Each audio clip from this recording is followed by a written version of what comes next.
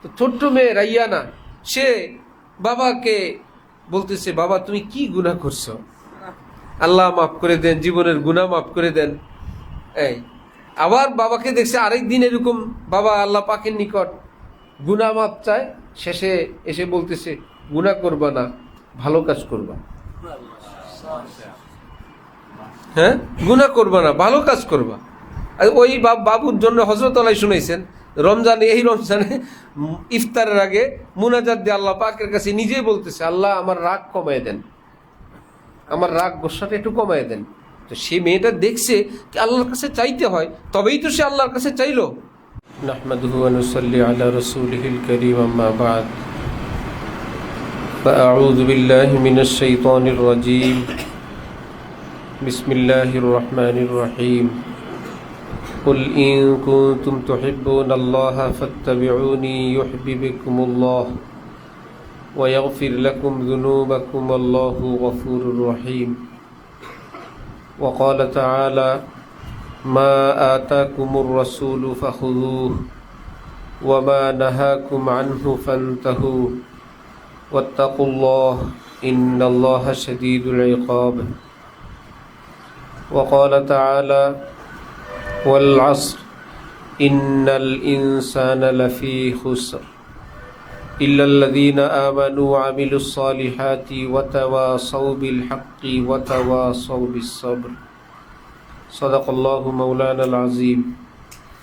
وقال رسول الله صلى الله عليه وسلم ألا كلكم راع وكلكم مسؤول عن رعيته.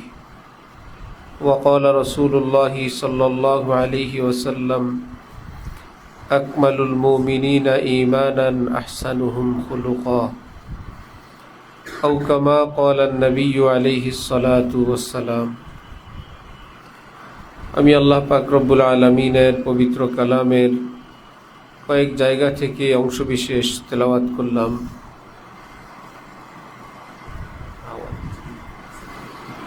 এবং হযরত রাসূল করিম সাল্লাল্লাহু আলাইহি ওয়াসাল্লামের দুইখানা হাদিস শরীফ পাঠ করলাম।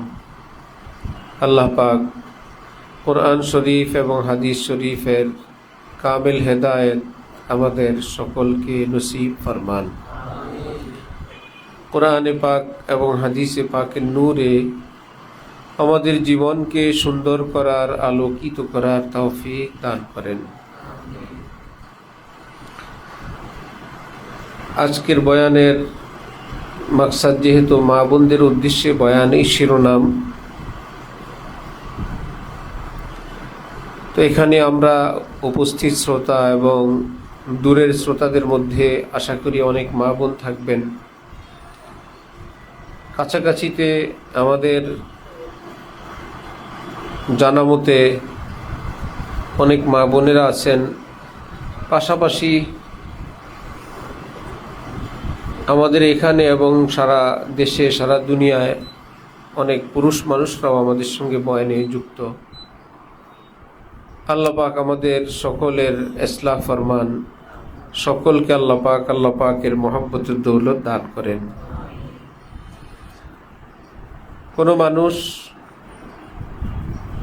সে কোথায় থাকে,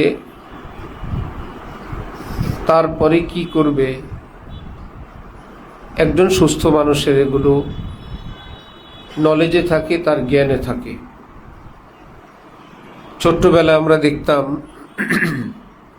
আমরা কোথাও মা বাবার সঙ্গে কোথাও গেলে আমাদেরকে চুপে চুপে চোখে ইশারা দিয়ে এটা বোঝানো হতো আমরা যেন কোনো দুষ্টামি না করি, আমরা এখানে মেহমান। সেখানে যাওয়ার জন্য আমাদেরকে প্রস্তুতি নিতে হয়। ঠিক কেউ মসজিদে থাকলে তাকে জানতে হয় আমি এখন মসজিদে আছি, যে নামাজে আছে তাকে জানতে হয় আমি নামাজে আছি। বিদেশে এয়ারপোর্টে যেখানেই থাকে তাকে জানতে হয় আমি বিদেশে এয়ারপোর্টে আছি। ঠিক যে চলে তাকে জানতে হয় আমি কোথায় যাচ্ছি, কেন যাচ্ছি। চলমান কোনো ব্যক্তি যদি জানে না সে কোথায় যায়, কেন যায়, এরকম মানুষকে অসুস্থ মানুষ বলে। সে চলছে কিন্তু কোথায় চলছে সে জানে না, কেন চলছে সে জানে না। हो रही है उम्र मिथले बर्फे कम, चुपके रफ्ता रफ्ता दम बदम, सांस है एक रह रवे मुल्के आदम, दफातन एक रोज ये जाएगा थम। আমাদের জীবনের গাড়ি নারী পুরুষ সকলের সমান তালে চলছে। তাহলে আমাদের জীবনের গাড়িটা চলমান, কিন্তু কিসের দিকে চলমান, আমরা কোন দিকে ধাবিত হচ্ছি, এটা যদি আমাদের মনে প্রাণে উপস্থিত না থাকে, আমাদের জানা না থাকে, তাহলে আমরা সুস্থ মানুষের কাতারে থাকি না। এই ধোঁকায় পড়ার কারণ, এই পৃথিবীর চলা দেখা যায়, পায়ে হাঁটলে দেখা যায়, গাড়িতে চললে দেখা যায়, কিন্তু অনেক অনেক শিপ আছে, লঞ্চ আছে, বড় জাহাজ আছে, যেই জাহাজের ভিতরে বড় খেলার মাঠ আছে, স্কুল আছে, ঘর বাড়ি আছে, ফ্যামিলি কোয়ার্টার আছে, এত বড় যে তার ভিতরে অনেক কিছু আছে। আমাদের সদরঘাট থেকে ছেড়ে যাওয়া লঞ্চ দোতলা তিনতলা পর্যন্ত, বিশাল কেবিন, ভিআইপি কেবিন। তো ভিতরে গেলে সোফা, খাবার পরিবেশন, মনে হয় না আমরা কোনো নদীতে পানির উপরে আছি। কিন্তু এটা জানা থাকতে হয়, আমি চুপে বসে আছি, কিন্তু আমি চলছি, আমি চলমান। সেই বড় শিপ যেটা, বড় জাহাজ যেটা, যেটা আরো অনেক বড়, যেখানে খেলার মাঠ, স্কুল এবং গার্ডেন আছে, সেখানে এই কথাটা মনে আসা খুব দূরবর্তী ব্যাপার। ভুলে যায় যে মনে হয় আমরা ঘর বাড়িতে আছি। ঠিক দুনিয়া নামক যে এক জাহাজে আমরা আছি, এই জাহাজটাও একটু বড় হবার কারণে আমরা প্রত্যেকেই একটা গন্তব্যের দিকে চলছি। পৃথিবীর এয়ারলাইন্স, পৃথিবীর জাহাজ, যে যেখানে নামার কথা সে সেখানে নামে, এমনকি ভুলে নাও নামতে পারে। এক জায়গার প্যাসেঞ্জার, সে সেখানে নামলো না, যা হবার পরে হবে। কিন্তু এই পৃথিবী, দুনিয়া নামক এই জাহাজ বলে কি, আমি চলবো যখন যেখানে যার নামার সময় 1 সেকেন্ড আমি আকপর করব না, আমি কিন্তু তাকে সেখান থেকে নামায় দিব। লা ইস্তাকদিমুনা সাআতান ওয়ালা ইস্তাখিরুন, আমি তাকে রাখবো না। এমন এক দুনিয়ার জাহাজে আমরা আছি, যেই জাহাজ আমাদেরকে হঠাৎ একজনকে নামায় দিবে, যে সে দুনিয়ায় না, সে আলমে বরজখের সদস্য, কবরবাসী হতে হবে। টেবিল তাকে অপারগতা জানাবে, চেয়ার বলবে আমি মৃত মানুষকে বহন করতে অপ্রস্তুত। সকল কর্মচারীরা বলবে কোনো মুর্দা লাশকে আমরা বস মানতে অপ্রস্তুত। নিজের স্ত্রী বলবে, স্বামী বলবে একে অপরকে, কোনো মুর্দা সঙ্গীর সঙ্গে আমি থাকতে অপ্রস্তুত। অস্বীকৃতি জানাবে সকলেই। সন্তানরা একদিকে চোখের পানি ছাড়বে, আরেক দিকে দাফনের ব্যবস্থা করবে, জানাজার টাইম ঠিক করবে। दबा के कब्र में सब चल दिए न दुआ न सलाम, जरा सी देर में क्या हो गया जमाने को। মুহূর্তের মধ্যেই এই পৃথিবীর এই পরিবর্তন, যে পৃথিবীর একজন সদস্য, বাকি সদস্যরা তাকে কবরস্থ করার জন্য, মাটি চাপা দেওয়ার জন্য প্রস্তুতি নিচ্ছে। এটাই পৃথিবীর শেষ কথা। তাহলে আমরা কথা আমরা সকলেই বারবার মনে করব, যেটা নবীজি বলছেন, আকসিরু যিকরা হাযিমিল লাজ্জাত আল মউত। এই দুনিয়ার সকল স্বাদ বিষাদ করার, সকল আনন্দ ফুর্তিকে শেষ করার বস্তু মৃত্যু, সেটাকে বেশি বেশি স্মরণ করো।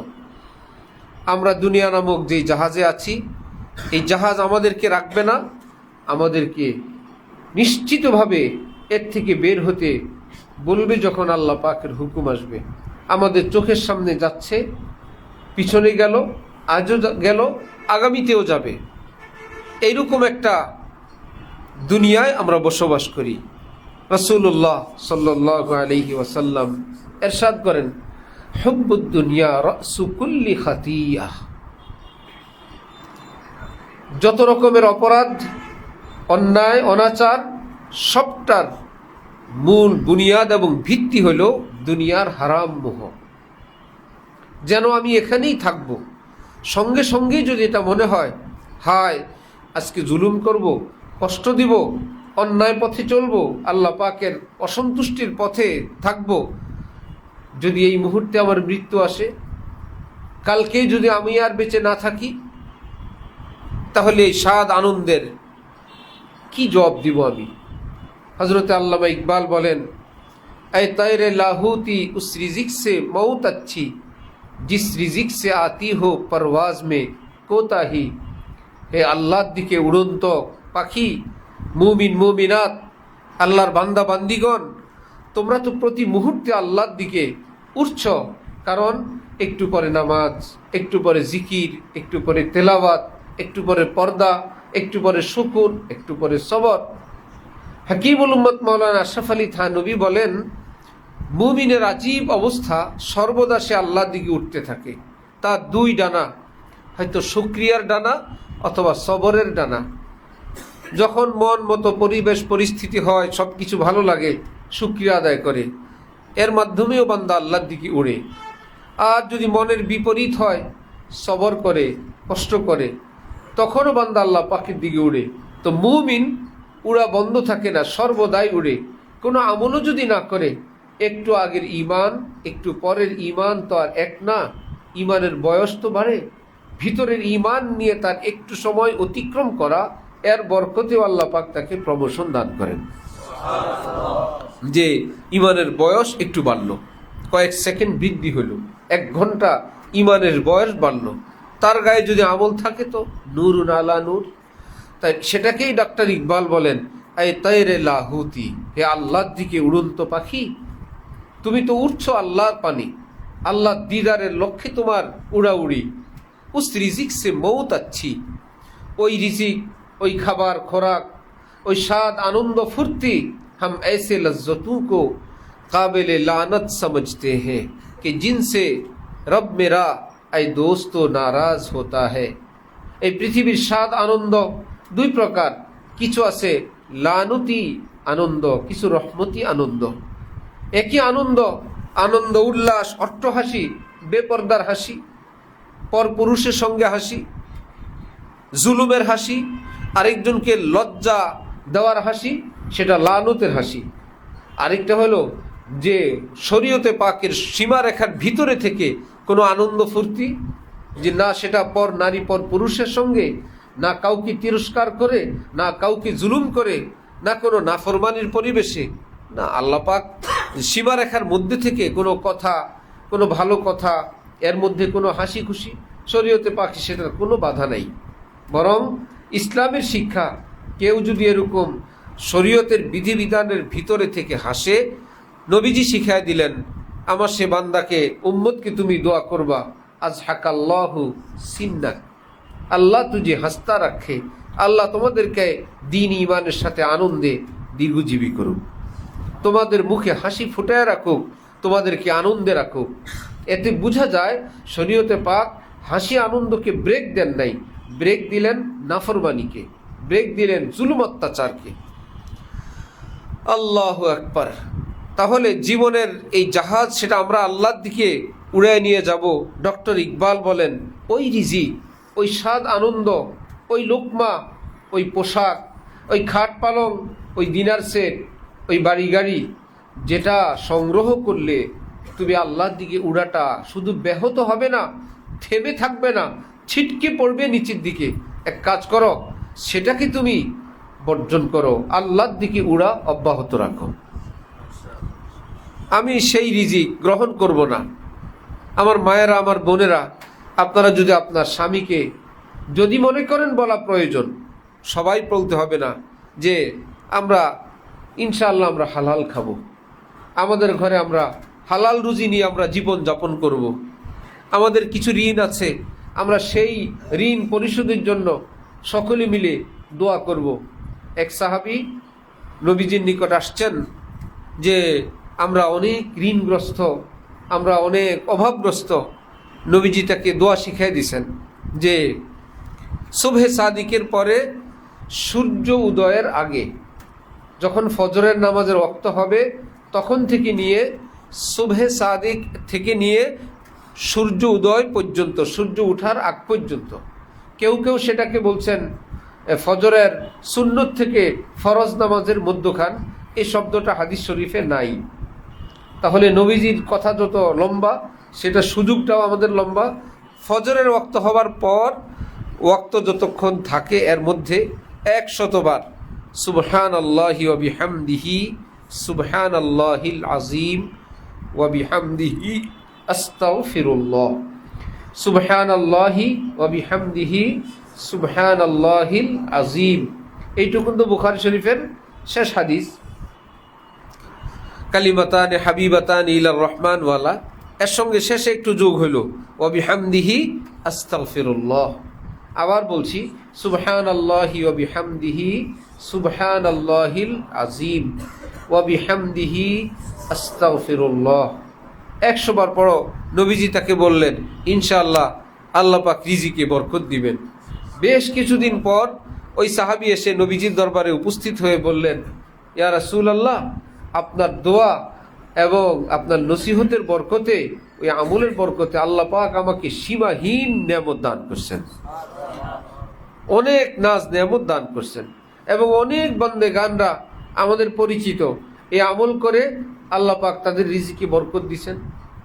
আমার শায়েখের কাছে একজন জুমার পরে এসে আমার সামনে মুসাফা করতে বলতেছে, হজরত আমার অনেক ঋণ ছিল, আপনি আমল দিছিলেন, আলহামদুলিল্লাহ আমার ঋণ পরিশোধ হয়ে গেছে, আমি এই বছর ওমরায় যাব, দোয়া করবেন। ওমরার সফরেও রওনা হয়েছে। সুবহানাল্লাহ। আল্লাহ আমাদেরকে ঋণ মুক্ত জিন্দেগি দান করেন। এর জন্য আমার মা বোনদের ভূমিকা খুবই গুরুত্বপূর্ণ।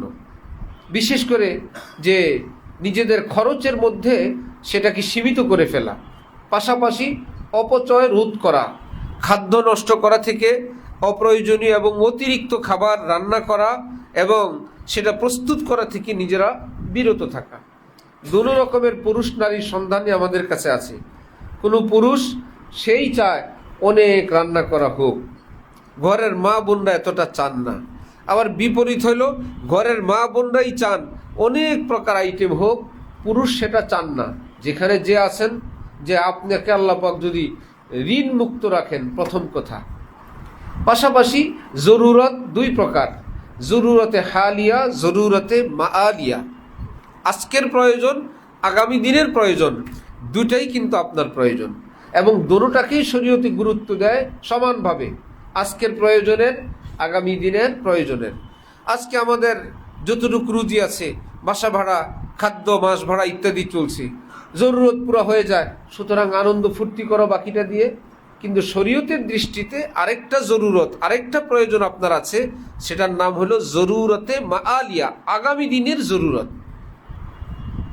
আপনার স্বামীর চাকরি আজকে শেষ হলে আগামী মাসে কি খাবেন? আজকে অবসরে চলে গেলে বেসরকারি চাকরি, এক মুঠি কোনো টাকা পাবে না, তারপরে কি হবে? একজনের অসুস্থ হলে চিকিৎসার জন্য টাকা কোত্থেকে আসবে? যে কোনো চিকিৎসা, ঘর বানাবেন কি দিয়ে, বাচ্চা কাচ্চার বিয়ে শাদী সেটা কি দিয়ে? সেটাকেও শরীয়তে জরুরতের অন্তর্ভুক্ত করে, সেটার নাম হলো জরুরতে মাআলিয়া, অর্থাৎ আগামী দিনের জরুরত। আজকের জরুরত, আগামী দিনের জরুরত। এটা তো স্বামী স্ত্রী দুইজন মিলে এই ভবিষ্যৎ পরিকল্পনাটা ঠিক করতে হবে। পাশাপাশি হারাম কিছু দিয়ে নয়, হালাল দিয়ে। তাহলে হালাল দিয়ে কিভাবে? আল্লামা ইকবাল বলেন, মানুষ কেবল বলতে থাকে জীবন চালানো কঠিন, জীবন বাঁচানো কঠিন। আল্লামা ইকবাল বলেন, অসম্ভব, মিথ্যা কথা। জীবন বাঁচানো কঠিন না, ভোগ বিলাসিতা কঠিন। কি কঠিন? জীবন বাঁচানো কঠিন না বিলাসিতা কঠিন? বিলাসিতা। বিলাসিতা করতে না পারার কারণে এখন বলে জীবন চলা বহুত কষ্ট। না তো, জীবন চলা কষ্ট না।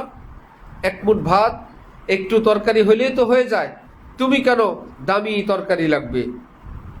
কোনো রকম একটা প্লেট হইলেই তো হয়ে যায়। কেন উন্নত বিদেশি সিরামিক লাগবে? কোনো রকম একটা চৌকি খাট হইলেই তো হয়ে যায়। কেন সেটা একদম বার্মাটিকের খাট লাগবে, মালয়েশিয়ান ইন্দোনেশিয়ান কাঠ লাগবে? কোনো রকম ঘর হইলেই হয়। কেন সেটা সাধ্য যার নাই এত দামি টাইলস লাগবে, মার্বেল টাইলস লাগবে? কোনো রকম একটা চুলা যেটাতে আগুন জ্বলবে, সেটা মাশাআল্লাহ এখন 800 টাকায় 1000 টাকা একটা চুলা পাওয়া যায়, ডাবল চুলা, সুন্দর চকচকা। না, সে গ্যাস চুলা লাগবে 50,000, 1 লাখ, 2 লাখ। আরেক ভদ্রলোকের বাসায় খবর পাইলাম চুলা কিনছে আরো অনেক দামি। বললাম না, নাহলে সব মা বোনরা স্বামীর কাছে বলবে আমি তো কমই চাইছি। এত বড় অঙ্ক না, সবাই বলার একটা সুযোগ হয়ে যাবে যে এত দামি চুলা আছে, আমাদেরটা তো কমই। কত দামি আছে, অনেক দামি আছে, ইত্যাদি ইত্যাদি। একটা সিঁড়ির রেলিং, সেটার কয় টাকাই লাগবে, কে দেখবে দাঁড়ায় দেয় সিঁড়ির রেলিং? এজন্য আমরা কাকে দামি বানাই, এই বিষয়টা আমাদের নারী পুরুষ আমাদের সকলের জানা দরকার। আমরা দামি বানাই পোশাককে, দামি বানাই জুতা স্যান্ডেলকে, দামি বানাই ঘরের খাট পালংকে, দামি বানাই বাড়িকে, দামি বানাই গাড়িকে। এটাকে দামি বানাইতে গিয়ে আমরা নিজেরা একদম মূল্যহীন হয়ে যাই, দাগি হয়ে যাই, আসামি হয়ে যাই, পাপিষ্ট হয়ে যাই, বেনামাজি হয়ে যায়, লুবি হয়ে যায়। তাকে দামি বানাইতে গিয়ে এই সমস্ত আসবাব উপকরণ। কবরে যাওয়ার পর প্রশ্ন হবে বাড়িটা কেমন ছিল, পোশাক কেমন ছিল, প্রশ্ন হবে কয় তরকারি দিয়ে রান্না হইতো, খাটটা বার্মাটিক ছিল না মালয়েশিয়ান ইন্দোনেশিয়ান ছিল। ঠিক কবর তো বহুত দূর, এই পৃথিবীতেই দেখেন যার বাড়ি গাড়ি পোশাক খাওয়া দাওয়া সব কিছুই দামি, কিন্তু লোকটা অসভ্য, দুনিয়াতেও তার দাম নাই। লোকটা অশিক্ষিত, তারও দাম নাই। বেয়াদব, তারও দাম নাই। যার এত জামা কাপড় নাই, এত বাড়ি গাড়ি নাই, কিন্তু লোকটা একজন দিনদার, সভ্য, ভদ্র, মিষ্টিভাষী, সামাজিক, পরোপকারী, এই লোকের আর কোনো দামের অভাব নাই দুনিয়াতেই, আর পরকালে তো অভাবই নাই। সুবহানাল্লাহ। এখানে দুইটা বিবেচনা, সেটা হলো কিছু হলো আমার, কিছু হলো আল্লাহর। এই দুইটাকে প্রস্তুত করার জিম্মাদারি আমি একা। আল্লাহর জন্য কিছু আর আমার জন্য কিছু, এই দোনোটা জোগাড় করার জিম্মাদার আমরা পুরুষ নারীগণ। আমার জন্য কিছু লাগবে, আল্লাহর জন্য কিছু লাগবে। আমার জন্য পোশাক, আমার জন্য খাওয়া, আমার জন্য বাড়ি, আমার জন্য ডিনার সেট, আমার জন্য কি জানি বলে বাসার পর্দা, এটা একটা ঝুলাইলে হয়েছে, অসুন্দর না হয়, আলো না আসে। হ্যাঁ, কারো রোগ, এটা 1 বছর পর পাল্টায় ফেলতে হবে। কারো ঘরের পুরুষের মাথা গরম, কারো ঘরের নারীর মাথা গরম। আরেক বান্দাকে পাওয়া গেছে বিশাল বড় বাড়ি, প্রত্যেক ফ্লোরে ভিন্ন ভিন্ন ডিজাইনের ফার্নিচার, কিছুদিন পর পর ফ্লোর পাল্টায় পাল্টায় থাকে। নিজের বাসায় নিজের বিল্ডিং, কিছুদিন এই তলায় থাকে, কিছুদিন ওই তলায় থাকে, মনে করে এভাবে মনে হয় শান্তি লাগবে, ভালো লাগবে, কিন্তু জানে না এই তলায় থাকি কি আল্লাহর জন্য না নিজের জন্য? নিজের জন্য। নতুন ফার্নিচারগুলো আল্লাহর জন্য না নিজের জন্য? তো ভালো লাগার জন্য সব নিজের জন্য। আর ভালো লাগে না কেন? আল্লাহ পাকের অসন্তুষ্টি। মান আরাযা আন যিকরি ফাইন্না লাহু মাঈশাতান যানকা। রব্বুল আলামিন কোরআনে পাকে বলেন, আমার দিন থেকে যে মুখ ফিরা নিবে তার জীবনকে আমি তিক্ত বানায় দিব। সে যত বড় প্রাসাদে থাকুক, যত এসি থাকুক, যত সুখের ঠিকানা গার্ডেনে থাকুক, অশান্তি সেখানে গিয়ে তাকে গ্রাস করবে, সে সুখে থাকতে পারবে না। কারণ আল্লাহ পাক আমাদেরকে সৃষ্টি করছেন তার জন্য, এই পৃথিবী সৃষ্টি করছেন আমাদের জন্য। পৃথিবী আমাদের, আমরা কি পৃথিবীর না আল্লাহর? এই উভয়টাকে প্রস্তুত করার দায়িত্ব আবার বান্দাকে দিয়েছেন। তুমি দুনিয়া তোমার পিছনে আসবে, তুমি আমার পিছনে থাকবা। চেইন অফ কমান্ড যেটাকে বলে। পৃথিবী তোমার, তুমি আমার।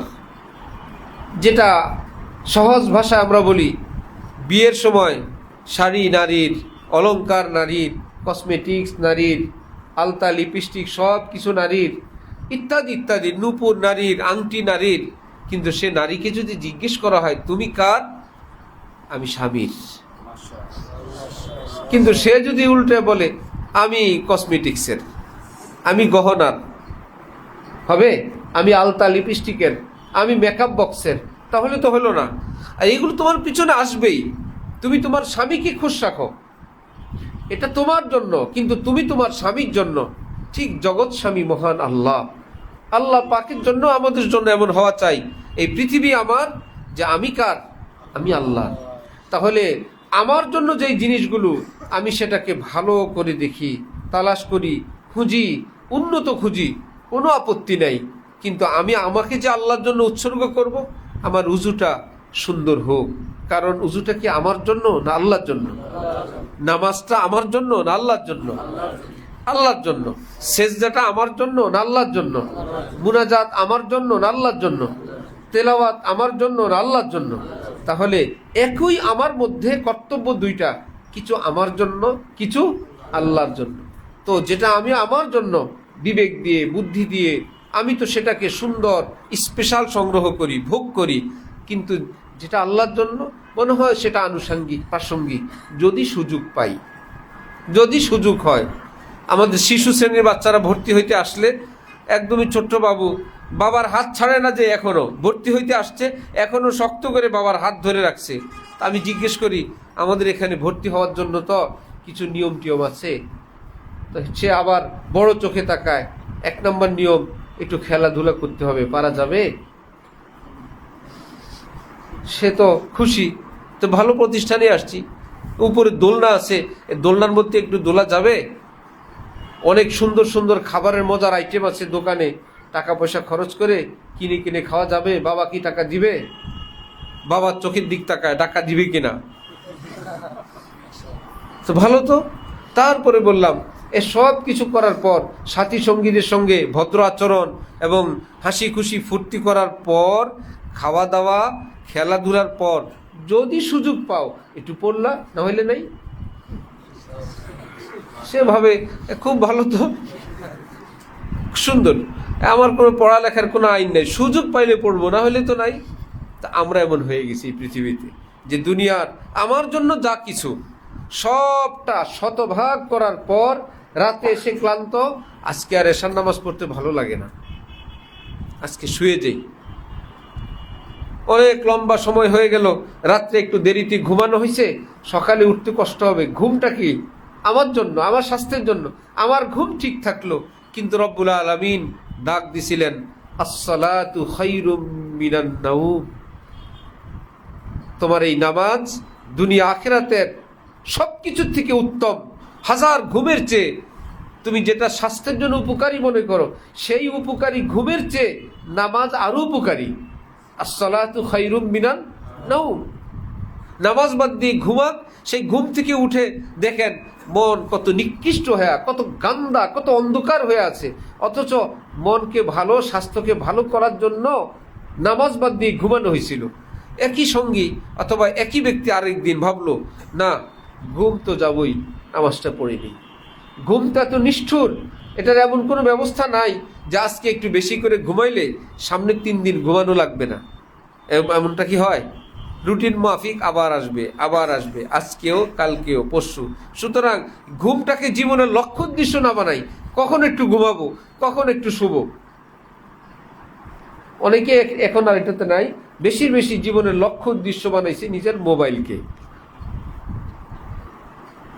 যে এত লম্বা মোবাইল দেখতে দেখতে শেষে আর নামাজ পড়তে সুযোগ হয়নি, আর ক্লান্ত হয়ে গেছে। তা আমি আমার স্বার্থে, আমার জন্য যা ইচ্ছা মতো করলাম, রব্বুল আলামিন মুয়াজ্জিনকে দিয়ে সংবাদ দিলেন, আসসালাতু খায়রুম মিনান নাওম। তোমার দুনিয়ার জন্য, আখিরাতের জন্য, চরিত্রের জন্য, দেহের জন্য, রুজির জন্য, আল্লাহর সঙ্গে সুসম্পর্কের জন্য, খায়রুন আই খায়রুন আজিমুন, সুবিশাল কল্যাণই কল্যাণ এই ঘুমের চেয়ে এই নামাজ। তাহলে আমারটা হলো, নামাজটা হলো। নামাজ হলো তা কোনো রকম একটু ফরজ, সুন্নত হলো না।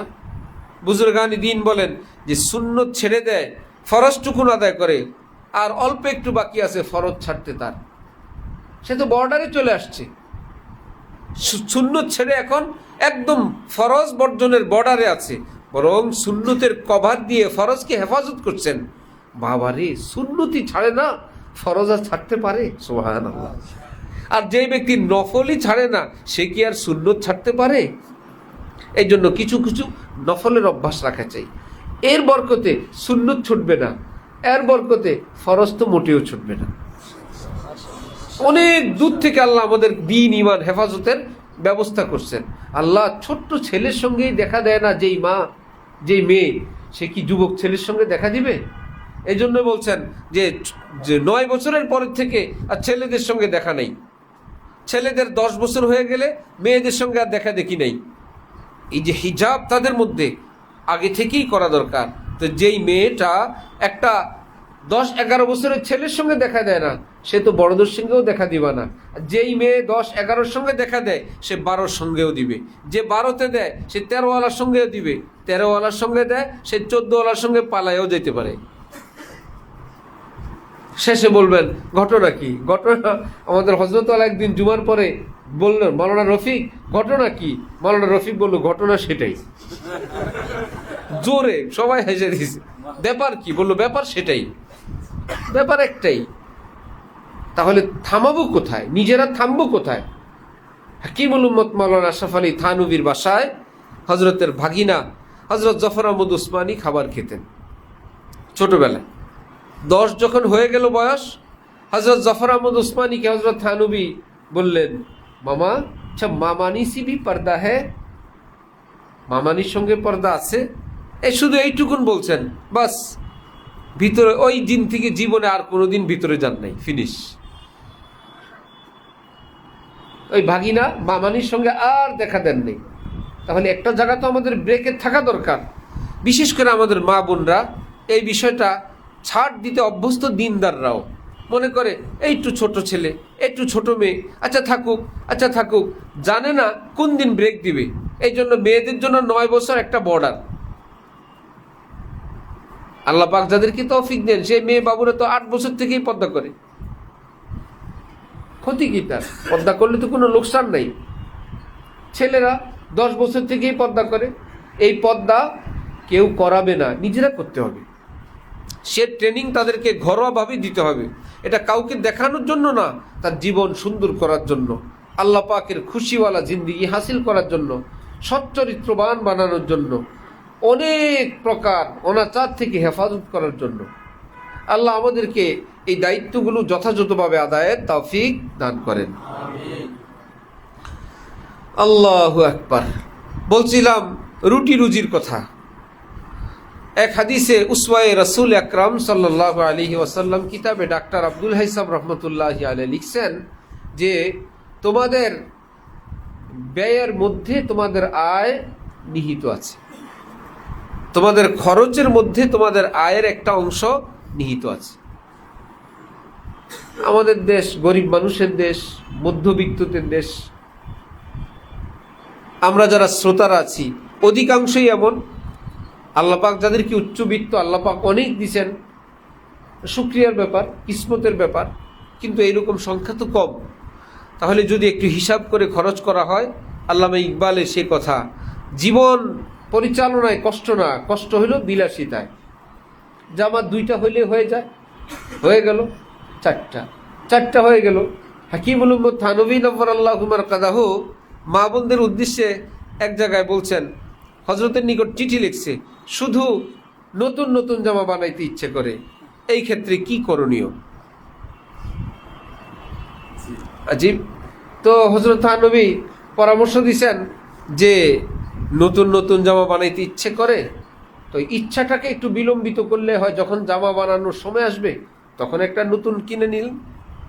আর যদি এরকম মনে হয় নতুন যে ডিজাইনটা নামছে এখন, এই ডিজাইনটা তো পরে নাও থাকতে পারে, এখন কি করা?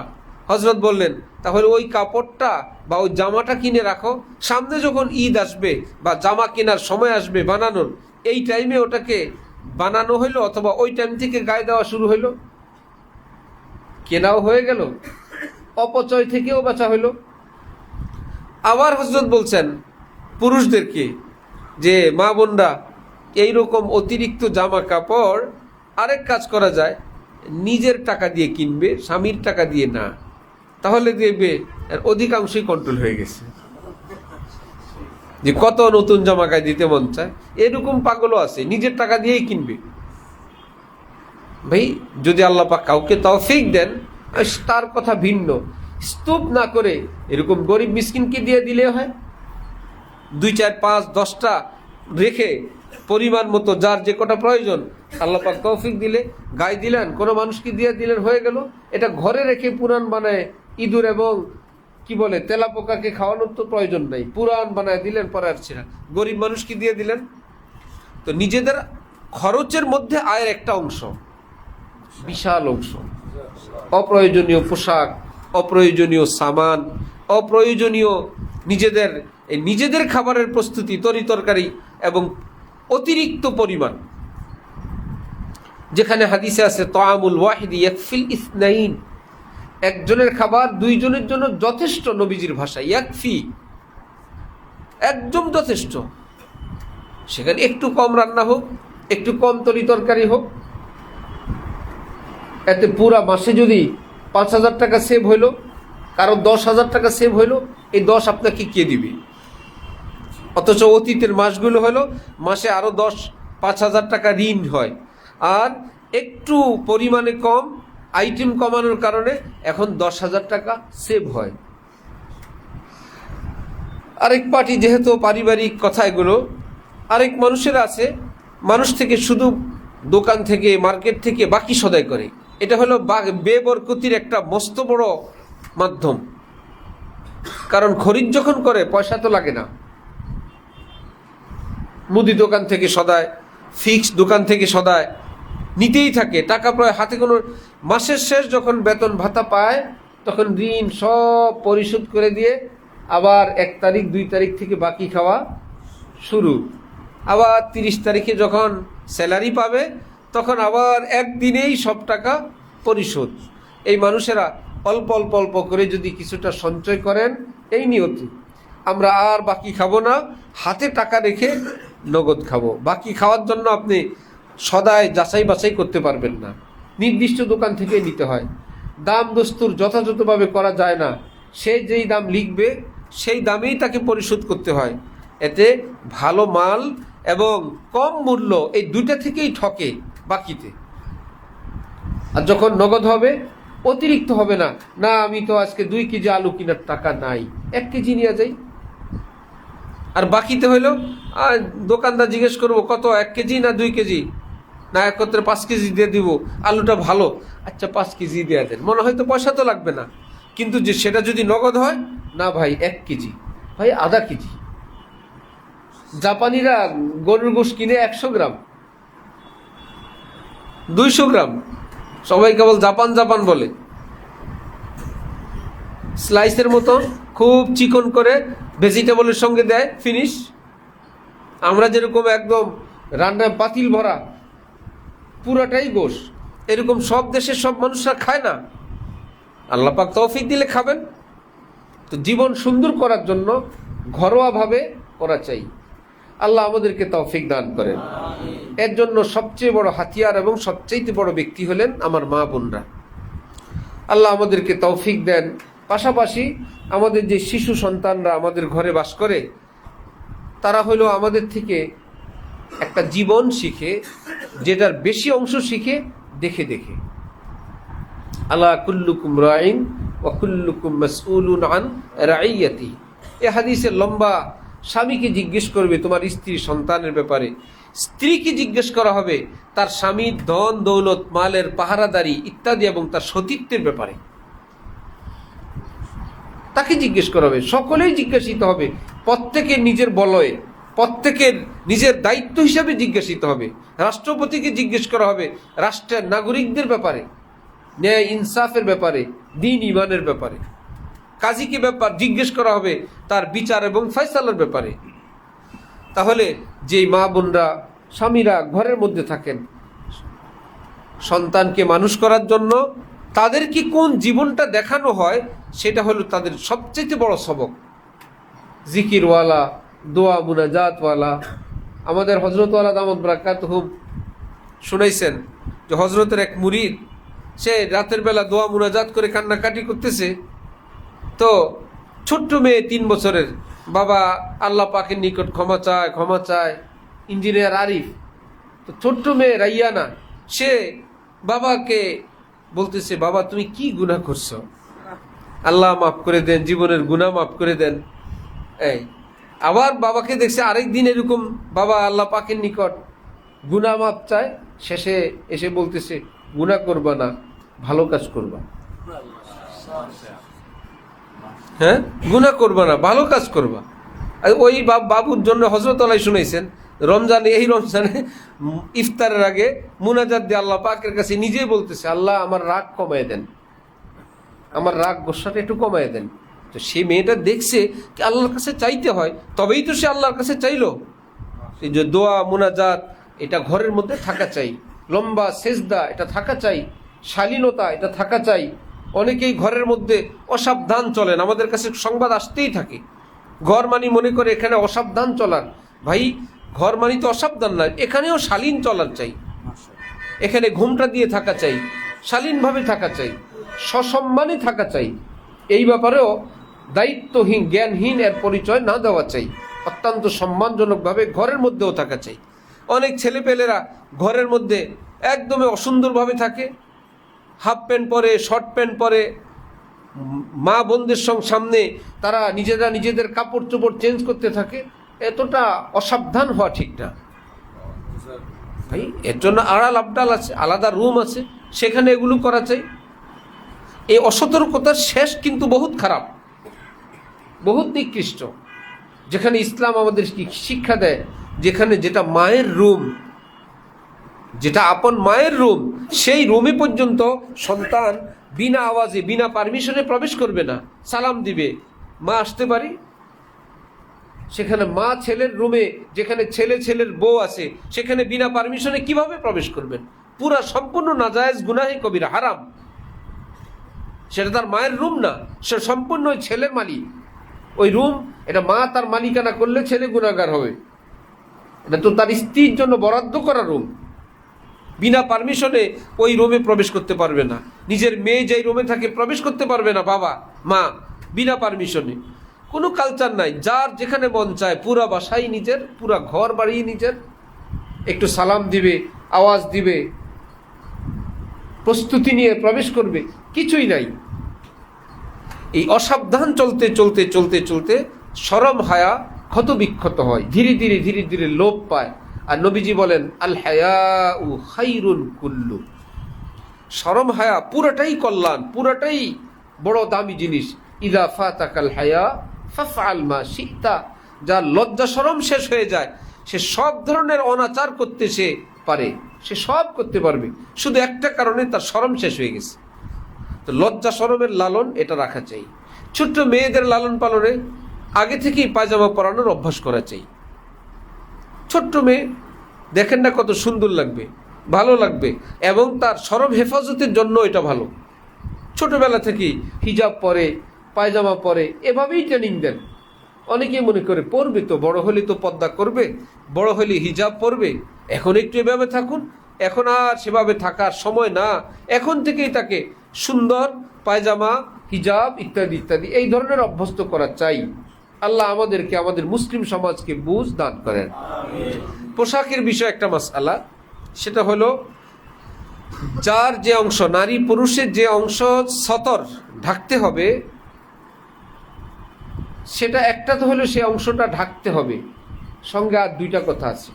সেটা হলো এইটুকুন মোটা কাপড় দিয়ে ঢাকতে হবে, বাহির থেকে যেন দেখা না যায়। দ্বিতীয় আরেকটা কথা, এইটুকুন ঢিলা ঢালা হইতে হবে, বাহির থেকে যেন বুঝা না যায়।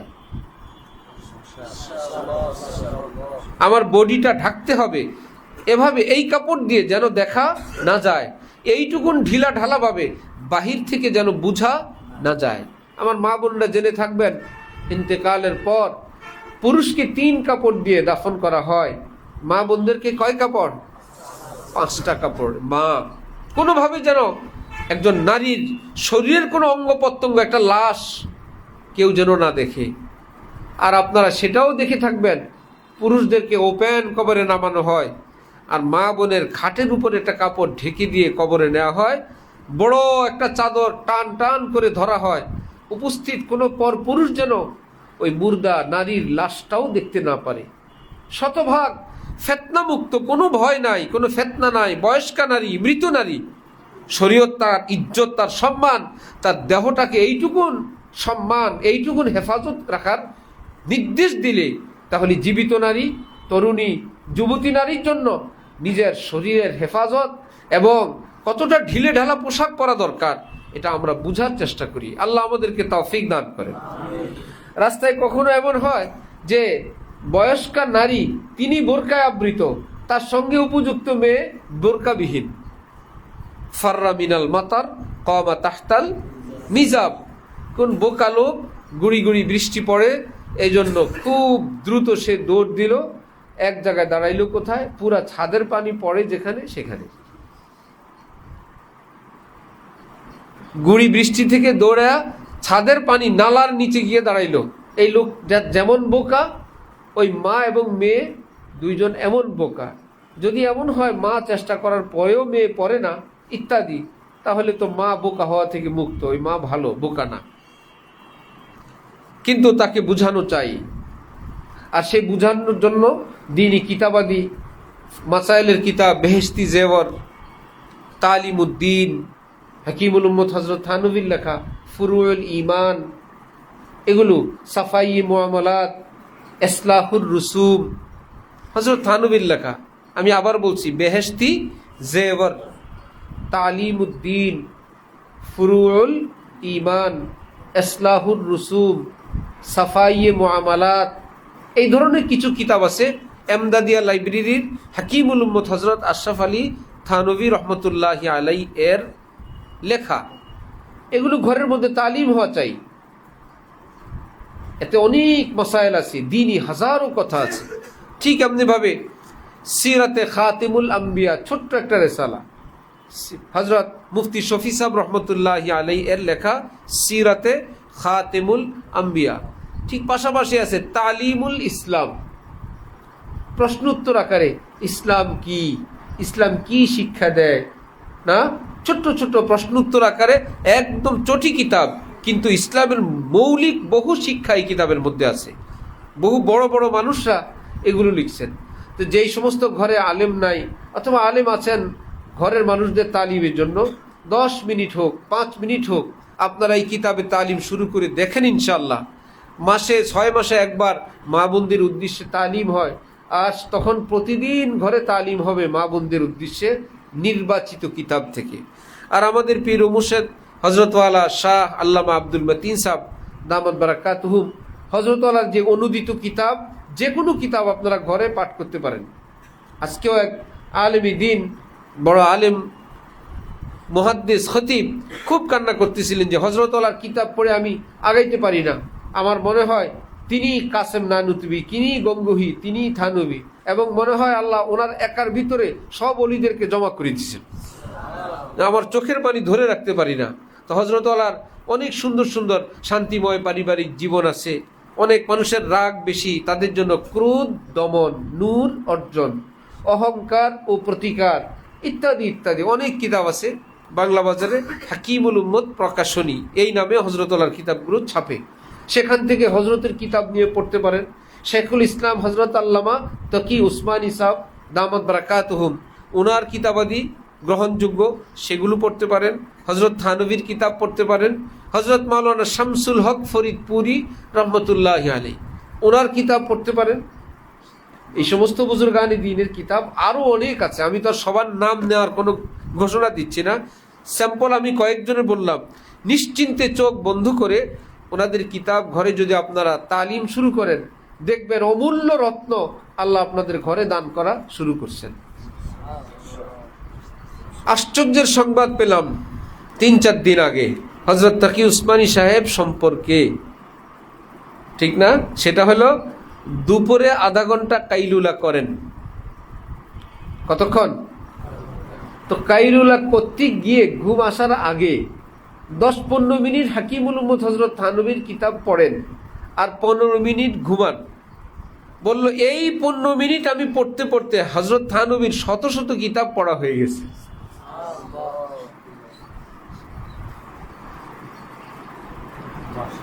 নিয়মিত এই 15 মিনিট পড়তে পড়তে হযরত থানভীর শত শত কিতাব পড়া হয়ে গেছে। আধা ঘন্টা কাইলুলার সময় ঘুম আসার আগ দিয়ে। আমরা আজমি মানুষ, আজমি অর্থ বোবা। আমরা শুধু বোবা না, আমরা আন্ধাও বোবা। আমরা থাকি একটা মূর্খ পরিবেশে, বদ্দিন কালচারে আমরা থাকি, যেখানে দিনের কোনো গ্রাণ নাই, দিনই কোনো পরিবেশ নাই। মনে হয় যেন একটা অমুসলিম দেশে কিছু মুসলিমের বসবাস। এখানে ইসলামের কোনো ঘ্রাণ গন্ধ পাওয়া যায় না, খুবই কম, খুবই সামান্য। যাকেই দেখো দুনিয়া দুনিয়া, ক্ষমতা ক্ষমতা, দাপট দাপট, বাড়ি বাড়ি। কিন্তু এরকম না, রাস্তায় বের হইলে আল্লাহ এই মুরব্বী কেসা দিনদার, ওই যুবক কেমন দিনদার, এই মা বোরকায় আবৃত, এখানে দিনই পরিবেশ, এমনটা কি দেখা যায়? এমনটা দেখা যায় না। এই জন্য বললাম যে কঠিন এক দেশে, কঠিন এক পরিবেশে আমরা এখন সম্মুখীন। এই জন্য রাসূল সাল্লাল্লাহু আলাইহি ওয়াসাল্লাম ১৫০০ বছর আগে এক সাহাবীকে বলছিলেন যে আমলিকা আলাইকা লিসানাক, নিজের জবানকে কন্ট্রোল করো। এবং নবীজি যখন মেরাজ থেকে আসলেন বললেন, জাহান্নামে গিয়ে আমি অধিকাংশ মানুষকে দেখে আসলাম, দিনদার পরহেজগার নামাজি, শুধু তাদের ভাষা, তাদের জবান তাদেরকে জাহান্নামে নিল। এই বিষয়ে আমার মা বোনরা কি আকীদা আপনাদের আমি জানি না। নামাজি যিনি ইশরাক, আওয়াবিন, তাহাজ্জুদ পড়েন, যে কারো ব্যাপারে মুখ খুলতে এক বিন্দু তোয়াক্কা করেন না, অথচ কোরআন শরীফে আছে মা ইয়ালফিজু মিন কাউলিন ইল্লা লাদাইহি রাকিবুন আতীদ। যেই শব্দ তোমার মুখ থেকে বের হবে সেটাই লেখা হবে। আলো অন্ধকার, লোকালয় কিংবা নির্জন কিছুই বলা হয় নাই, যেখানে শব্দ উচ্চারণ সেখানেই লিখিত। কোনো কোনো হাজী সাহেব হজের আগে আসেন, নসিহত চান, হজে যাব, একটু নসিহত করে দেন। মজা করে আমি বলি, হজে যাবেন, দুইটা ঠোঁটকে একত্রিত করে তালা মেরে শক্ত করে চাবিটা দেশে রেখে যান। কারণ পরিবেশ পরিস্থিতি এমন আসবে, মনে হয় কথা বলতে হবে, ভিতরেও আসবে, কিন্তু তখন মনে হবে আহা, মুখে তো তালা, চাবি তো দেশে। পরিবেশ পরিস্থিতি এমন দাঁড়াবে, একদম কথা বলা দরকার, কিন্তু বললে সেটা তো আমার নামে আসবে, বলা তো হয়েই গেল। যদি তালা থাকে মন চাইলেও বলবেন না। সঙ্গে কি হবে, যে প্রয়োজনীয় প্রতিবাদ, জরুরি প্রতিবাদ, অথবা কারো গালিগালাজ, শক্ত কথার প্রতিবাদ মুখ বন্ধ রাখার কারণে আপনার দ্বারা হইল না, ভিতরের আগুনকে আপনি হজম করলেন। এটাকেই আমাদের শায়েখ দামাত বারাকাতুম কিতাবের নামই দিয়ে দিলেন, ক্রোধ দমন নূর অর্জন। ওটা বইয়ের নাম। যেই পরিমাণ আগুন ভিতরে ছিল প্রতিবাদ, প্রতিশোধের, প্রতিহিংসার, জরুরি প্রয়োজনের বলার, শুধু আল্লাহর জন্য বললেন না, ভিতরের আগুনকে আপনি একটু হজম করলেন। ওয়াল কাযিমিনাল গাইজ, কোরআন শরীফে আল্লাহ পাকের এই আয়াত, ওই আগুনটাকে এই মুহূর্তের মধ্যে আল্লাহ পাক নূরে রূপান্তরিত করে দিবেন। সবটা নূর হয়ে যাবে। স্বামীর ব্যাপারে হোক, স্বামী তার স্ত্রীর ব্যাপারে হোক, বোনের ব্যাপারে হোক, শ্বশুর শাশুড়ি হোক, ননদ ভাবি হোক, প্রতিবেশী হোক, যে কোনো মানুষ হোক, মুখ বন্ধ রাখলেই কামিয়াব। আমলিক আলাইকা লিসানান। হযরত আবু বকর সিদ্দিক রাদিয়াল্লাহু তাআলা আনহু নিজের জিহ্বা ধরে টানতেন আর বলতেন, এই জিহ্বা আমাকে ধ্বংস করলো। নবীদের পরে সমস্ত উম্মতের মধ্যে শ্রেষ্ঠকে হযরত আবু বকর সিদ্দিক। আম্বিয়া কেরামের পরে সব নবীদের সকল উম্মতের মধ্যে শ্রেষ্ঠ আবু বকর সিদ্দিক। তিনি জিহ্বা টেনে টেনে জোরে চাপ দিয়ে বলতেন, এই জিহ্বা আমাকে ধ্বংস করলো, এই লিসান আমাকে শেষ করলো। এই জন্য এটা ফ্রি না, এটা ইজি না, এটা গোপন নির্জনে বলে ফেরেশতার আমল কলম বন্ধ করা যাবে না। আমার মারা, বোনরা, আমার ভাইয়েরা, বাবারা, আমরা এই জবানের হেফাজতের চেষ্টা করবো ইনশাল্লাহ। যদি নড়ে আল্লাহ জিকির করব, আর না হলে মাফ করব। কারো গীবত শুনবো না, কারো গীবত করব না, ঠিক আছে ইনশাল্লাহ। গীবত মানে কারো বাস্তব কোনো দোষের বিষয় তার পিছনে আলোচনা, অবাস্তব না বাস্তব। আর যদি অবাস্তব হয় ওটার নাম গীবত না তোহমত। তোহমত যদি তার মধ্যে সেই দোষটা না থাকে তাহলে তো সে অপবাদ, তোহমত। আর যদি তার মধ্যে থাকে, শুধু তাকে অপমান করার জন্য, ইসলাহের জন্য না, তার বিষয়টা অন্যকে অবগত করে তাকে পচানোর জন্য, বেইজ্জত করার জন্য, এটা গীবত। গীবতকে মানুষ মিঠাইয়ের মতো খায়। কোরআন শরীফে রব্বুল আলামিন বলছেন যে কি, ইজতানিবু কাসীরাম মিনাজ যন ইন্না বা'দাজ যন্নি ইসমুন ওয়া লা তাজাসসু ওয়া লা ইয়াগতাব বা'যুকুম বা'যা। তারপরে আইয়ুহিব্বু আহাদুকুম আন ইয়াকুলা লাহমা আখিহি মাইতান ফাকারিহতুমু। এতটা ঘৃণিত শব্দে তোমাদের কেউ কি নিজের আপন মৃত ভাইয়ের গোশত ভক্ষণ করা পছন্দ করো? সেটা তো তোমরা চরমভাবে বর্জন করো, অপছন্দ করো। গীবত করা মানে নিজের আপন মৃত ভাইয়ের গোশত খাওয়ার মতো। গীবত করা মানে নিজের আপন মৃত ভাইয়ের গোশত ভক্ষণ করার মতন। এটা তো কোনো পীর বুজুর্গের খানকার দরবারের ওয়াজ না, রব্বুল আলামিন নিজে বলতেছেন এই ভাষায়। আইয়ুহিব্বু আহাদুকুম, তোমাদের কেউ কি পছন্দ করে আন ইয়াকুলা লাহমা আখিহি মাইতান, নিজের মৃত ভাইয়ের গোশত খাবে।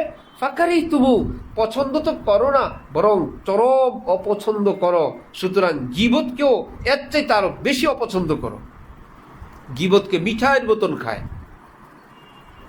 হযরত ইমাম বুখারী রাহমাতুল্লাহি আলাইহি এর এলেমের এত বরকতের এক বিশাল বড় কারণ, তিনি বলেন মা গিবতু মুনযু সামি'তু আন্নাল গীবাতা হারাম। যেদিনে দোকানে শুনলাম গীবত হারাম, সেদিনের পরে জীবন আর কোনোদিন গীবত করি নাই। মা গিবতু মুনযু সামি'তু আন্নাল গীবাতা হারাম, যেদিন শুনলাম গীবত হারাম, আর এই জবানে গীবত। কারো দোষ না, সাথী সঙ্গীর দোষ না, সহকর্মীর দোষ না, প্রতিবেশীর দোষ না, ছেলে মেয়ের দোষ। অনেকে মনে করে নিজের ছেলে মেয়ে, নিজের ভাই বোন, নিজের স্বামী স্ত্রী। এটা তো নারীরা মনে করে বাপের বাড়িতে গেলে স্বামীর ব্যাপারে দুই এক কথা বলা সুন্নত, দেবরের ব্যাপারে বলা মুস্তাহাব, জায়ের ব্যাপারে বলা এটা সুন্নতে মুআক্কাদা, ননদ এবং শাশুড়ির ব্যাপারে বলা ওয়াজিব অথবা ফরজ আইন। একদম কিভাবে থাকে, বাপের বাড়িতে আসলো ওই সংক্রান্ত কোনো পার্টি উঠায় নাই। মেয়েটা যদি কোনো বুজুর্গের বয়ান বা পরকালের ভয়ে চুপ থাকলো, আশপাশ থেকে বোনরা আর মা খবর নিতে থাকে। কেমন কোনো ডাক্তাররা যেমন মাদ্রাসার ছাত্র গেলেই জিজ্ঞেস করে মারে কি না। না, এখন তো কি মুশকিল, হ্যাঁ, পড়ার জন্য শাসন করে কি না? না, জি না, বড় মুশকিল। হ্যাঁ, পড়ার জন্য চাপ দেয় কিনা? জি, পাইছে। এইবার ওই ডাক্তার, কোনো ডাক্তার, বদ্দিন ডাক্তার যারা দিনের সন্ধান পায় নাই, আমাদের দিনদার ডাক্তাররা কষ্ট পায় যে আপনি ডাক্তার যখন বলেন, আমরাও তো ডাক্তার, দিন ইমান বুঝে না, এরকম ডাক্তার। তখন ওই ছাত্রের বাবাকে বলে এইটুকুন ছোট্ট বাচ্চাকে প্রেশার দেয়, এই কারণেই বাচ্চা অসুস্থ। খুঁজে পাইছে একটা, হ্যাঁ, খুঁজতে খুঁজতে। তো মাদ্রাসায় বা যে কোনো শিক্ষাঙ্গনে পড়ালেখার জন্য চাপ দিবে না, কেটে কেউ না শ্বশুর বাড়ি, ওনারা বলে দিবে আপনি যেদিন পারবেন সেদিন শোনাবেন মহাশয়। তাহলে তো তিনি বলবেন আপনিই তো বলছেন যেদিন পারবো, আমার পারার দিন এখনো আসে নাই, আজও না কাইলো না। কিছু প্রেশার দিতেই হয়। হ্যাঁ, যারা দেন তারা অমানবিক জুলুম অত্যাচার না করেন। আপনার সন্তান হলে কি বলতেন, কমপক্ষে এইটুকুন অনুভবে রাখেন। তো এইরকম যারা খুঁটে খুঁটে খুঁটে খুঁটে খুঁটে কি বলা যায় একটা না একটা কিছু বের করে, মাদ্রাসায় কি তোমাদেরকে মিনারেল ওয়াটার খাওয়ায়, যে পানি কি ফুটায় খাওয়ায় না, দেখছেন? আরে বাবা, কোন ভার্সিটিতে কোন হলে পানি ফুটায় খাওয়ায়, কোন জায়গায় মিনারেল ওয়াটার খাওয়ায়? এমন সোয়াল করবে, অটোমেটিক বলবে না পানিকে। ভাই, কমপক্ষে বিশাল বড় ফিল্টার পানি আছে মাদ্রাসায় এখন, মাশাআল্লাহ, আছে কি না? শুধু এখানে না, বহু মাদ্রাসায় উন্নত মানের ব্যবস্থা। না, ওই ডাক্তারের মাথায় হইলো কোন জায়গায় মাদ্রাসার একটা ভুল ধরবে। গত কিছুদিন আগে অভিভাবক সম্মেলনে শুনেছিলাম যে বাইরে সিরিয়াল 40-50 জন জেন্টলম্যান, চর্মরোগ বিশেষজ্ঞ, অ্যালার্জি ডাক্তারের সামনে। তো ভিতরে একজন দিনদার লোক তার বাচ্চা নিয়ে ঢুকছে, বাচ্চা মাদ্রাসায় পড়ে। আর ডাক্তার বলতেছে মাদ্রাসাগুলো সব অ্যালার্জি মাদ্রাসায়। তো ওই ভদ্রলোক তখন দিনদার বলল, স্যার আমার বাইরে যে 50 জন বসা সব মিস্টার, সবই মিস্টার, কেউ মাদ্রাসার নাই। ওরা কোন মাদ্রাসার অ্যালার্জিতে ধরছে সেগুলোকে। অ্যালার্জি মাদ্রাসায় না, অ্যালার্জি ডাক্তারের মাথায়। বুঝো নাই? ছোটবেলায় আমরা ঈদের দিনে কেউ বলতো বাংলাদেশ লাল, কেউ বলতো বাংলাদেশ সবুজ, কেউ বলে বাংলাদেশ হলুদ। ঘটনা কি? পরে জানা গেল যে যেই কালারে চশমা পড়ছে। না, গল্প শুনে একটা বহুত আগের চশমার গল্প মনে পড়ছে। হ্যাঁ, এক লোক ছোট জিনিস চোখে দেখে না, তো ডাক্তার বাজারে গ্রাম দেশে চশমার আছে, ডাক্তার না, একদম বিশাল বড় চশমা এক জায়গায় কাপড়ের মধ্যে বিছিয়ে বসে, বিভিন্ন রুগীরা গিয়ে চশমা চোখে দিতে থাকে, যেটা একটু ভালো দেখে ওইটা কিনে নিয়ে যায়। এটা হলো পাওয়ার পরীক্ষা। সে বলছে আমি ছোট জিনিস দেখি না, আমাকে ছোট জিনিস যেন বড় দেখি, এই জন্য চশমা দেন। কোরআন শরীফ পড়তে পারি না, একদম চশমা দিয়ে দিছে। এখন সব বিশাল বিশাল বিশাল বিশাল দেখে দিনকাল ভালোই যায়। হাটে গেছে মাছ কেনার জন্য, এইবার তো ছোট ছোট পুঁটি মাছরে কাতল মাছ মনে করে কিনে নিয়ে আসছে। ছোট জিনিসটি বড় আর মনে নাই, এটা হচ্ছে চশমার কারণে। বাসায় আসছে তো বকা জোকা, এই অল্প মাছ এত দাম।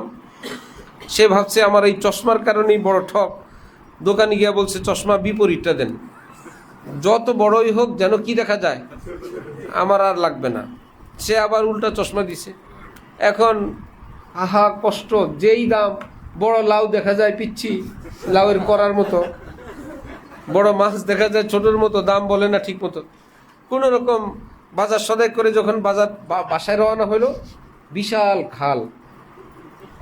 খাল এখন দেখে খাল তো ছোট, পাশে সাঁকুর মতো দেখা যায়। ভাবছি এইটুকুন ছোট খাল, বাচ্চারা মনে হয় খেলনা সাঁকু দিছে, তো নিজে চেক দিয়ে পার হওয়ার জন্য রেডি হয়েছে, খালি গিয়ে পড়ছে। তো বড় চশমায় এক ঝামেলা, ছোট চশমায়ও কি আর। তাহলে চশমা কি নিবে না? একটা নিরপেক্ষ চশমা আছে, একুরেট সাইজ, যেটা যেমন আমি সেটাকে যেন তেমন দেখি, বড়ও না ছোটও না। তো কিছু মা আছেন, মেয়ে বিয়ে দেওয়ার পর এরকম ঘুরতে থাকেন, কি আছে দোষ, কি আছে দোষ কি, তার মানে তিনি ওই রকম একটা চশমা পরছেন যে নির্দোষ রাখা যাবে না, কোনো না একটা দোষ চাপানোই লাগবে। ভাই, একটা ফ্যামিলির থেকে আরেকটা ফ্যামিলিতে যাওয়ার পর কিছু অমিল থাকবেই। আমার মা বোনদেরকে আমি অনেক আগে বলছিলাম, আপনি ননদ, আপনি ভাবি, আপনি শাশুড়ি। শুধু দিনকালের পরিবর্তনে, বিয়ের আগে আপনি ননদ, আপনার বিয়ে হয়ে গেলে কোনো ঘরে আপনি কি বউ, আপনার একজন শাশুড়ি আছে। কিছুদিন পর আপনি হয়ে যাবেন শাশুড়ি, আপনার তখন একজন বউ থাকবে। একই পাঠ, একই ব্যক্তির, শুধু মেয়াদকালে আপনার নতুন নতুন নাম। সুতরাং মুখ খুলে বলবেন না আপনি ভাবিরা বহুত খারাপ, আপনি ভাবি হতে চলছেন। আপনি বউ হলে বলবেন না শাশুড়িরা বহুত খারাপ, আপনি শাশুড়ি হতে চলছেন। আপনি আজকে শাশুড়ি হয়ে বলবেন না বউরা খারাপ, আপনিও বউ ছিলেন। ভাবি হলে বলবেন না ননদ খারাপ, আপনিও ননদ ছিলেন কিংবা আছেন। আপনি সব, অথবা আপনারাই সব। কেমন? সবাইকে নিয়েই বাঁচতে হবে, কেউ আমার মতো না, পৃথিবীর কেউই আমার মতো না। আমার বাপও না, মাও না, ভাই বোনও না, স্বামীও না, ননদ ভাবি শাশুড়ির তো প্রশ্নই আসে না। সবাই নিজের মতো। এই পৃথিবীতে বসবাস করার পদ্ধতি একে অপরকে সম্মান করার, একে অপরের দোষ ত্রুটি লুকিয়ে রাখার, একে অপরের জন্য দোয়া করার, একে অপরের দোষ চর্চা না করে আল্লাহ আল্লাহ করে এই দুনিয়ার থেকে যাওয়ার।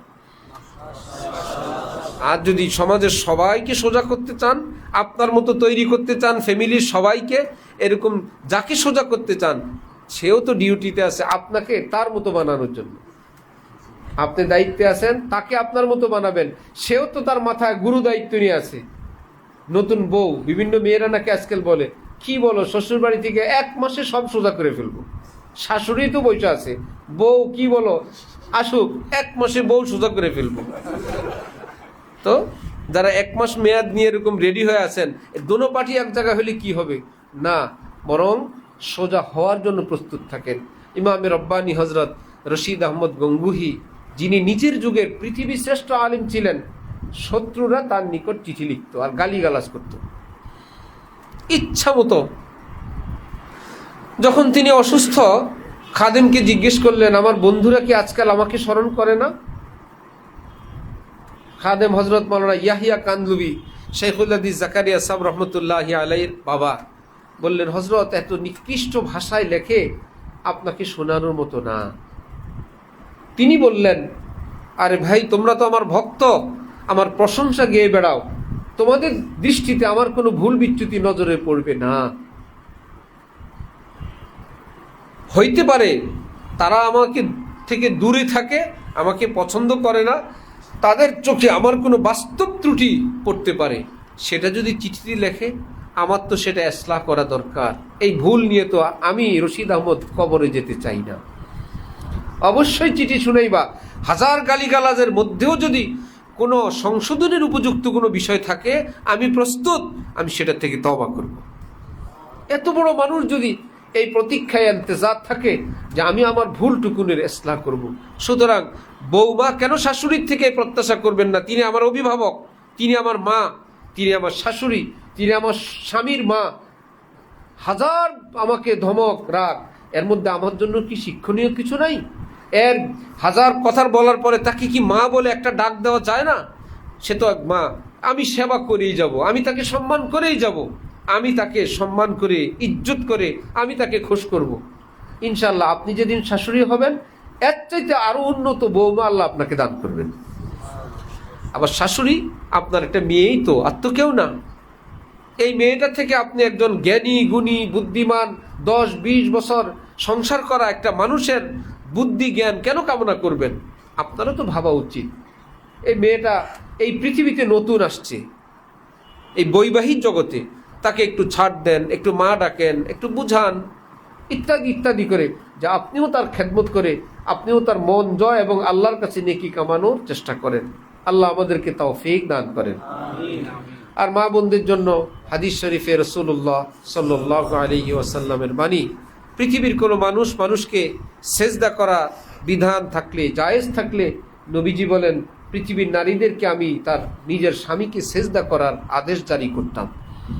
এই শব্দ দিয়ে তিনি নারীর নিকট স্বামীর মর্যাদার কথা তাদেরকে বোঝানোর চেষ্টা করেছেন। সেই বিষয়টা মাথায় রেখে, যে বিতর্কে না গিয়ে মাথা নিচু রেখে, চোখ নিচু রেখে, জি বলে ইত্যাদি বলে তার রাগ গুসা শাসনমূলক পরিবেশটাকে আপনার হাতে আপনি কন্ট্রোল করলে পরিবেশ অনেকটা শান্ত থাকবে। মুখে মুখে কথা, সঙ্গে সঙ্গেই প্রতিবাদ, প্রতি কথায় প্রতি উত্তর, এটা আপনার জন্য কোনো ঘরের জন্যই সুখকর এবং মঙ্গলজনক না, জটিল পরিস্থিতি পর্যন্ত পৌঁছে যায়। একটু সবর করেন, আল্লাহ আপনাকে এবং স্বামীদেরকে নিজ নিজ দায়িত্ব কর্তব্য পালন করার তৌফিক দান করেন। ও আখিরু দাওয়ানা আলহামদুলিল্লাহি রাব্বিল আলামিন।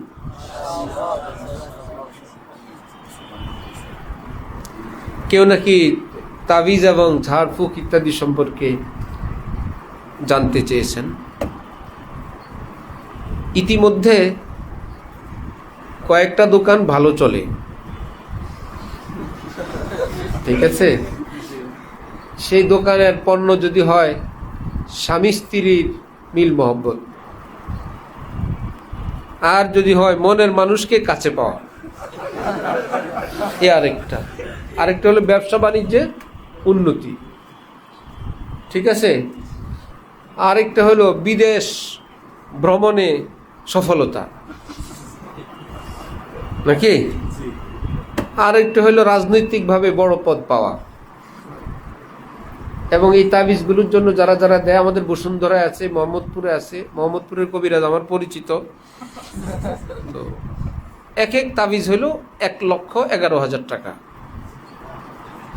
উনি কোটিপতি, কাজ হইলে হোক না হইলে নাই, বিশাল। তো তাবিজের জগতে ধোঁকাবাজ প্রতারক অনেক বেশি, এত বেশি যে সহি তদবিরওয়ালা মানুষ একদমই কম। 1 নম্বর তথ্য। দ্বিতীয় তথ্য হলো, একদম শরীয়ত সম্মতভাবে ঝাড়ফুঁক তাবিজ আমাদের ওলামায়ে দেওবন্দ সেটাকে জায়েজ বলছেন, সেটা জায়েজ। এই অর্থে, যে অর্থে আমরা ঔষধ সেবন করি, কেউ যদি মনে করে ঔষধ তাকে সুস্থ করবে, এটা কি হলো? শিরিক। সুস্থতার মালিক কে? তাহলে ঔষধ কেন সেবন করে? আল্লাহ যদি সুস্থ করবেন, ঔষধ একটা উসিলা। ঠিক তাবিজ তাকে সুস্থ করবে, এটা শিরিক। তাবিজ চিকিৎসার মতোই একটা মাধ্যম। এই সুস্থ দেনেওয়ালাকে আল্লাহ। হাকিমুল উম্মত মাওলানা আশরাফ আলী থানভী নওয়ারাল্লাহু মারকাদাহুর মতো মানুষ, যিনি উলামায়ে দেওবন্দের মুরব্বী, যিনি মুজাদ্দিদ, যিনি পৃথিবী বিখ্যাত ফাকিহ, যিনি মুফাসসির মুহাদ্দিস, শুধু পীর বুজুর্গ আর দরবারওয়ালা না, 2000-এর বেশি যার কিতাবের সংখ্যাই পৃথিবীতে, যার কিতাব পড়ানো হয় ইফতা বিভাগে, তাফসির বিভাগে, যার লেখা রেফারেন্স দলিল হিসাবে প্রদান করা হয় ভারত উপমহাদেশের ফতোয়ার কিতাবে, সেই ব্যক্তি তার কিতাব বেহেশতি জেওয়ারের মধ্যে এই তাবিজের বিষয়ে লিখছেন এবং মা বোনদেরকে পরামর্শ পর্যন্ত দিচ্ছেন, ছোট্ট বাবুদেরকে যদি কোনো তাবিজ দেয় সেটা যেন এই যে রূপা, তামা, পিতল যেগুলোর মধ্যে তাবিজের মতো গোল, হজরত পরামর্শ দিচ্ছেন এগুলো দিয়ে গলায় দিও না, ঘুমের সময় পিঠের নিচে পড়লে বাচ্চা ব্যথা পাবে। কোনো পলি ইত্যাদির কাগজে পেঁচায় দিও, তাহলে পিঠের নিচে পড়লেও যেন বাচ্চা ঘুমের মধ্যে ব্যথা না পায়। হজরতের এই পরামর্শ থেকে এবং হজরত থানভীর আমালে কোরআনী বিভিন্ন দোয়া দুরুদের বই পর্যন্ত আছে, এর থেকে স্পষ্ট যে শরীয়তের সীমারেখার মধ্যে থেকে সহি আকিদার মধ্যে সহি আমলের মাধ্যমে যদি করে সেগুলো কি আছে, জায়েজ আছে। কুফরি কালাম, শিরকি কালাম, নাজায়েজ পদ্ধতি, হারাম পদ্ধতি, চিতায় যাও, অমুক জায়গায় যাও না, গোবর খাও, চনা খাও, গোবর মাখো ইত্যাদি ইত্যাদি, শরীয়ত খেলাফ ইত্যাদি, সেটা নাজায়েজ নাজায়েজই।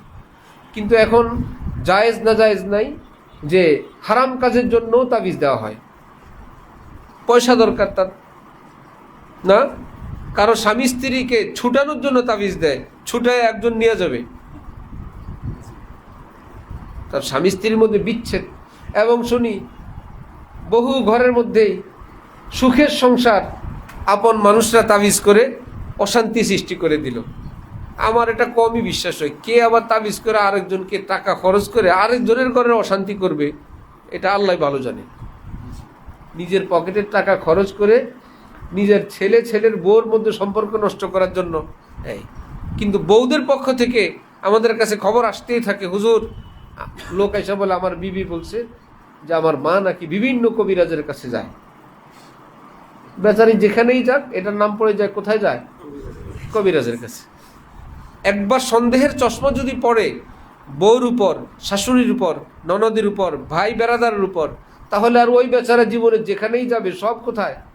সব কবিরাজের কাছে। আর সবগুলোই আচরণ তার, এগুলোই সন্দেহ। এর জন্য মা বোনদের জন্য, আমাদের সকলের জন্য আমাদের হযরত ওয়ালার ওজিফার কিতাব আছে, খাজায়েনে কোরআন ও হাদিস।